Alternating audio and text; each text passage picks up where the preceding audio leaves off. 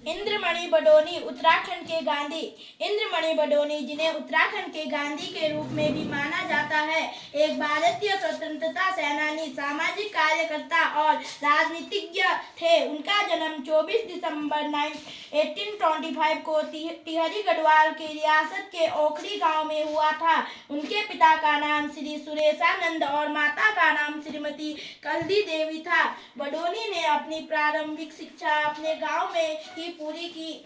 इसके बाद उन्होंने 1949 में डीएवी पीजी कॉलेज देहरादून से स्नातक की डिग्री भी पूरी की। बडोनी ने अपने सार्वजनिक जीवन की शुरुआत 1953 में की, जब एक गांधीवादी कार्यकर्ता मीरा बहन ने उनके गांव का दौरा किया। मीरा बहन से प्रभावित होकर बडोनी ने भी गांधीवादी विचारधारा को अपनाया और सामाजिक कार्य में संलग्न हो गए।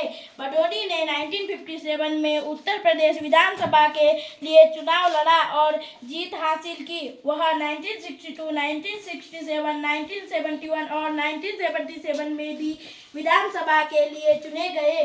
बडोनी उत्तराखंड राज्य के निर्माण के लिए भी सक्रिय रूप से कार्यरत थे। उन्होंने 1979 से एक अलग राज्य के लिए आंदोलन में सक्रिय रूप से भाग लिया। उनके प्रयासों के परिणाम स्वरूप 9 नवंबर 2000 को उत्तराखंड राज्य का गठन हुआ। बडोनी एक कुशल व्यक्ति और लोकप्रिय नेता थे। उन्होंने उत्तराखंड के लोग के अधिकार और हितों के लिए आवाज उठाई। उन्होंने उत्तराखंड के विकास के लिए भी कई महत्वपूर्ण योगदान दिए। बडोनी की उनकी योगदान के लिए कई पुरस्कारों से सम्मानित किया गया, जिनमें पद्म भूषण 2006 और उत्तराखंड रत्न 2008 शामिल है। बडोनी का 20 जनवरी 2011 को देहरादून में निधन हो गया।